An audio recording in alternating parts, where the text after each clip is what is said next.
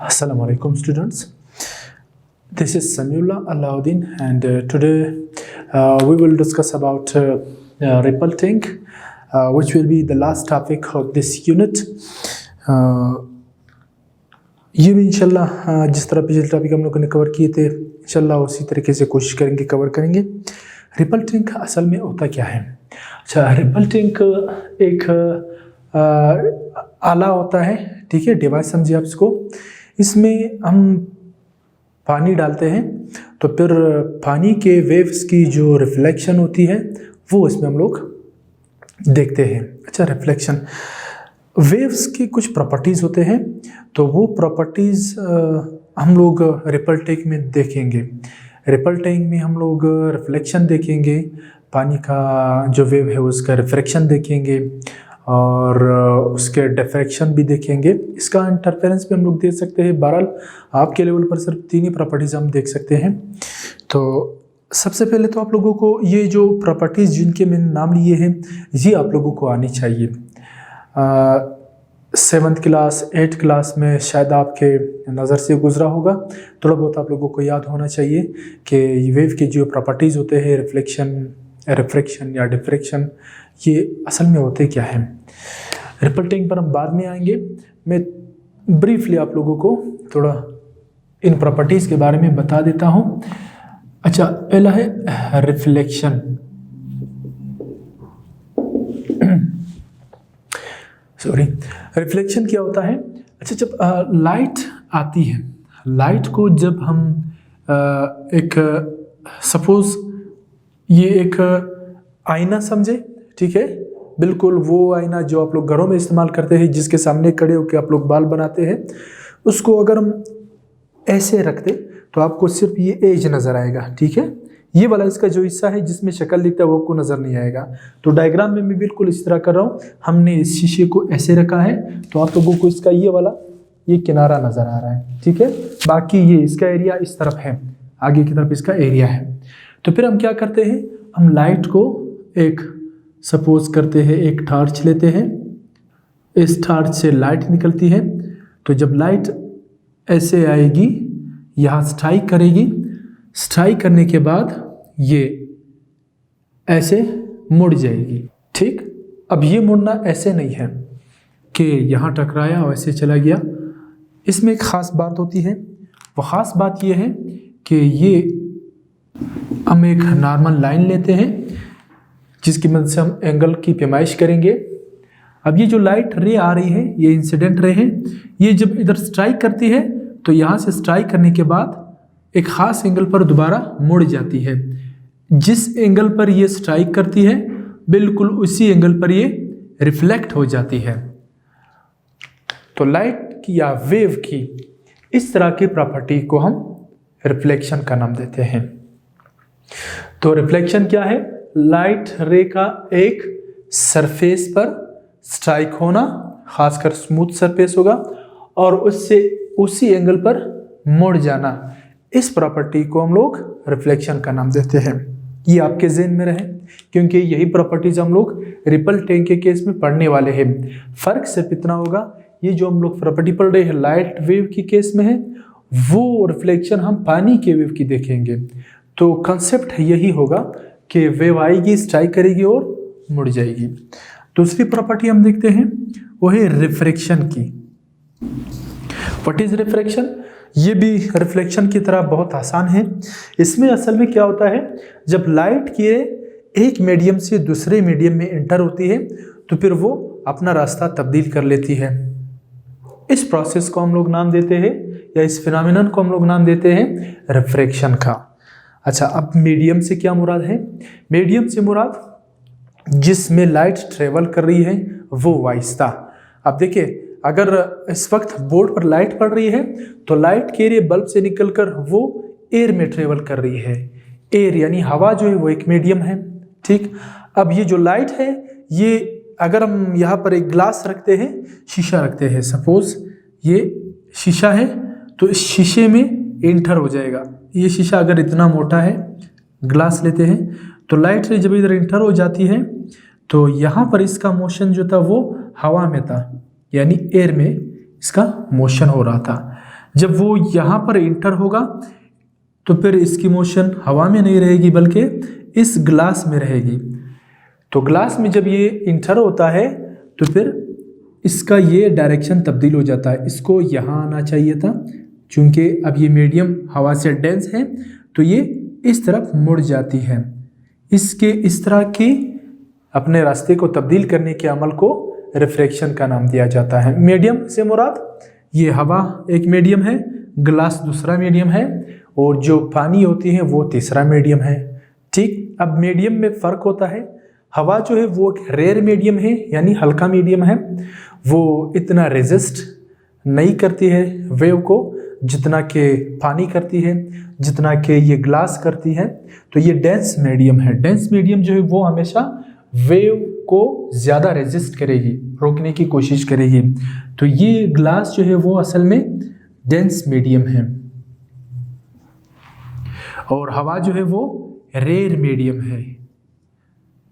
आपकी बुक में उर्दू वर्जन में शायद लतीफ़ वाइस्ता और कसीफ वाइस्ता लिखा होगा। कसीफ से मुराद ये डेंस मीडियम, लतीफ़ से मुराद जो रेयर मीडियम होता है यानी हल्का वाइस्ता। अब लाइट कह की ये प्रॉपर्टी है कि जब वो रेयर मीडियम से डेंस मीडियम में एंटर होती है तो वो अपना रास्ता तब्दील कर लेती है। इस तरह के झुकने के अमल को हम लोग रिफ्रैक्शन का नाम देंगे। गाइस, ये कंसेप्ट ज़हन में रखते जाने हैं क्योंकि हम आगे बढ़ेंगे तो रिपल टैंक में जो हम पानी के वेव्स प्रोड्यूस करेंगे उसमें हम यही प्रॉपर्टीज़ देखने वाले हैं। ठीक, तीसरा हम देखेंगे डिफ्रैक्शन। अच्छा, डिफ्रैक्शन असल में क्या होता है? ये भी वेव की एक प्रॉपर्टी है। इस प्रॉपर्टी में वेव क्या करती है?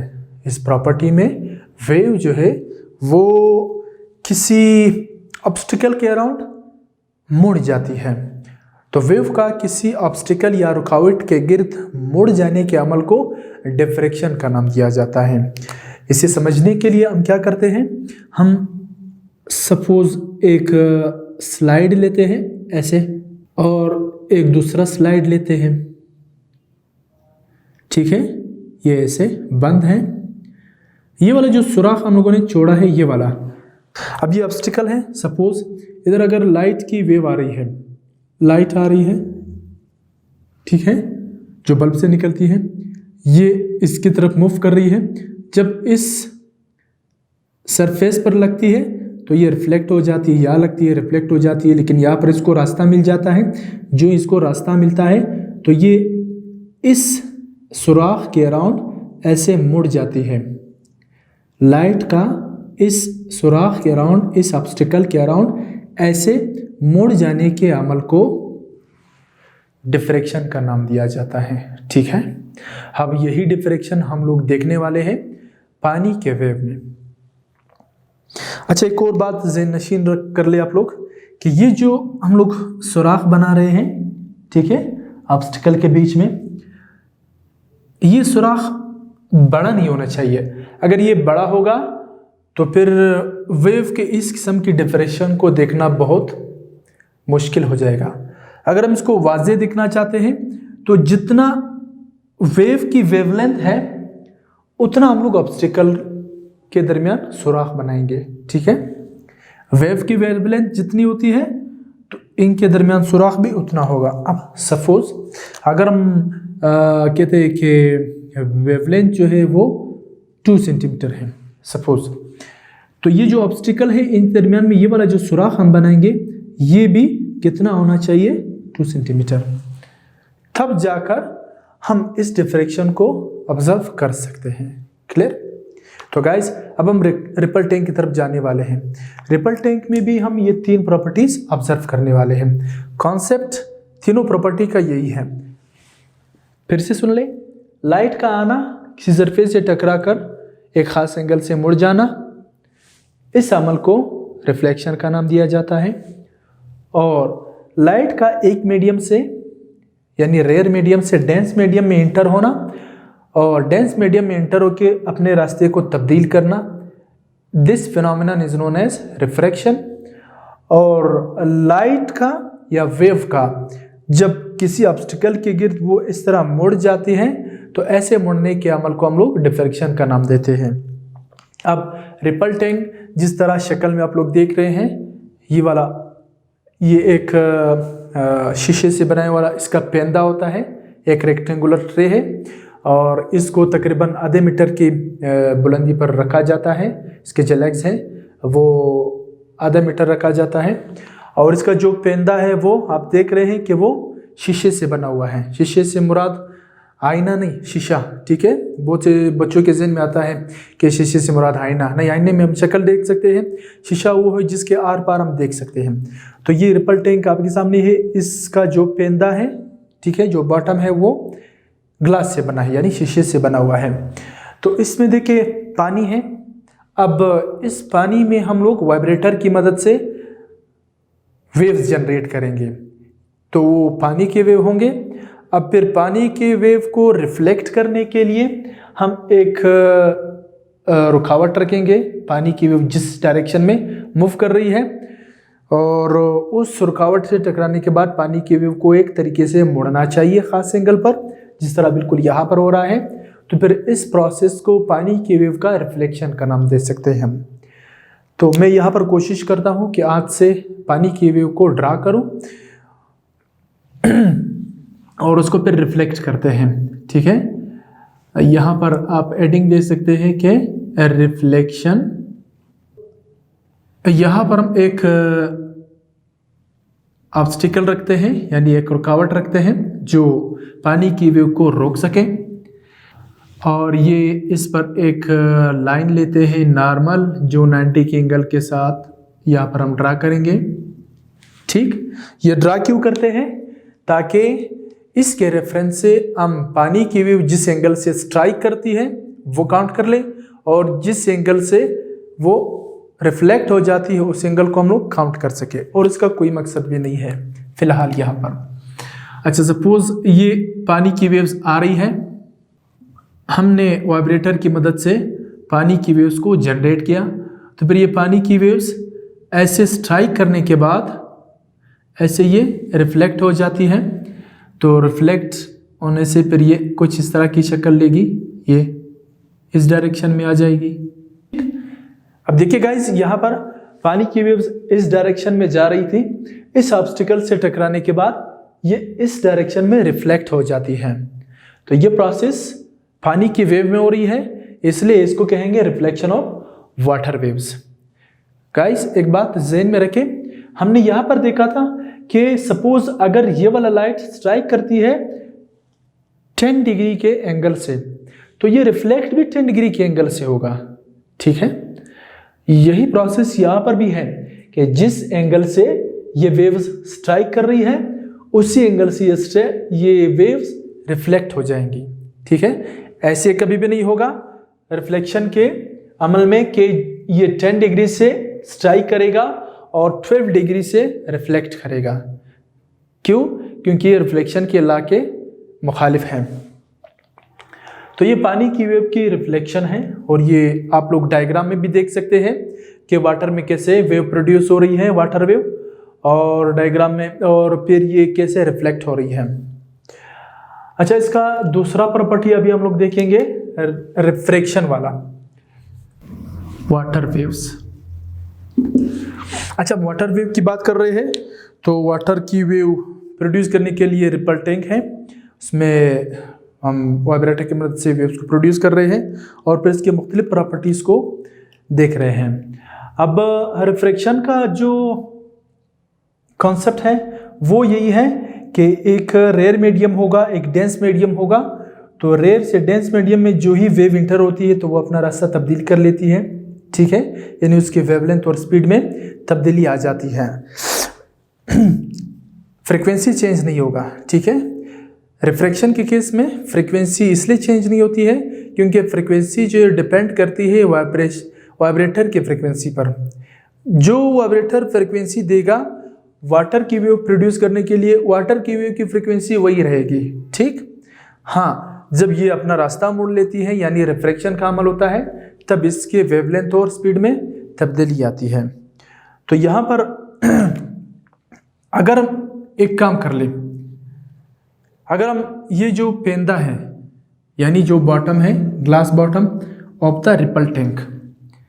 अगर इसके इस साइड पर हम लोग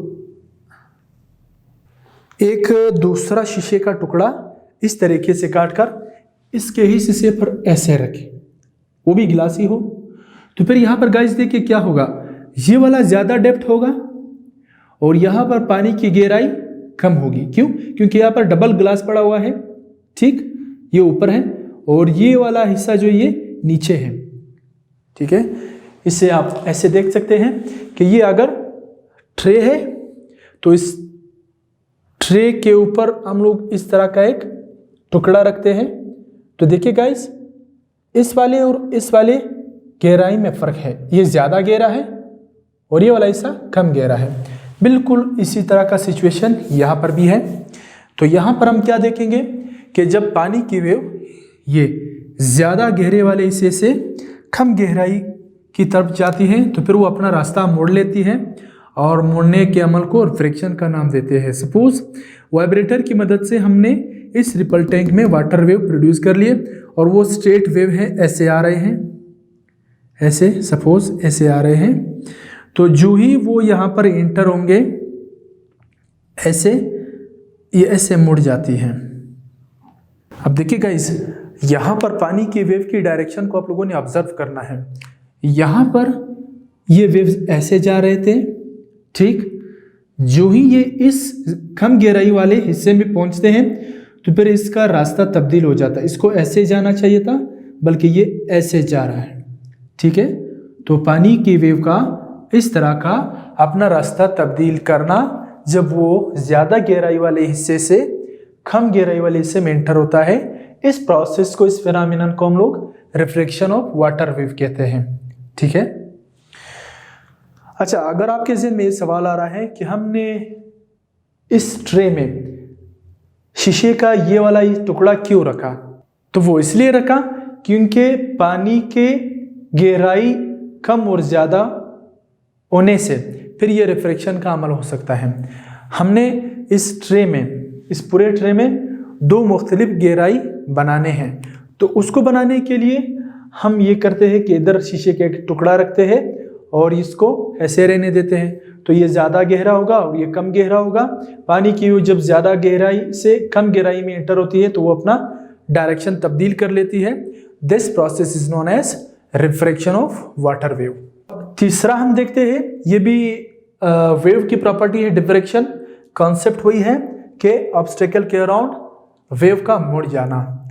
तो यहाँ पर अगर मैं डिफ्रैक्शन के लिए एक डायग्राम बना लूँ ऐसे, सपोज ये शीशे का बॉटम है रिपल टैंक का, तो यहाँ पर हम कुछ ऑब्स्टिकल्स रखते हैं। ऑब्स्टिकल लाजमी नहीं है कि ज़्यादा बड़ा हो, बस इतना सा रख ले कि वो वेव के सामने आ सके, ठीक है, ये वेव के रास्ते में आ सके।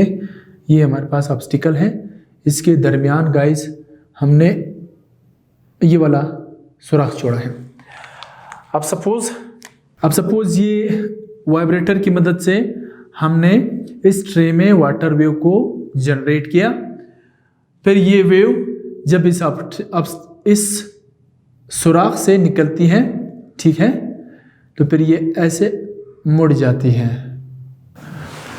तो पानी की वेव को हम लोगों ने ऐसे इस सुराख के अराउंड मोड़ दिया। This process is known as diffraction of water waves, ठीक है। अच्छा गाइस, रिपल टैंक मैंने अक्सर देखा है बच्चे जो इसमें कंफ्यूज हो जाते हैं। ये बहुत आसान है, सिर्फ बस आप लोगों ने समझने की कोशिश करनी है। और जिस तरह मैंने पहले आप लोगों को ये एक्सप्लेन किया कि ये जो वेव की प्रॉपर्टी होती है रिफ्लेक्शन, रिफ्रैक्शन एंड डिफ्रैक्शन, इसका थोड़ा बहुत कंसेप्ट आना चाहिए। फिर ये वाटर वेव को जनरेट करना बहुत आसान है और इसमें फिर ये रिफ्लेक्शन, रिफ्रैक्शन एंड डिफ्रैक्शन देखना वो तो उससे भी ज़्यादा आसान होगा। तो मुझे उम्मीद है कि ये टॉपिक आप लोगों को क्लियर होगा और फिर भी अगर कोई मसला हो तो आप मुझे कमेंट में लिख सकते हैं। इंशाल्लाह मैं कोशिश करूँगा आपके सवालों का जवाब दूँ। फ़िलहाल थैंक यू।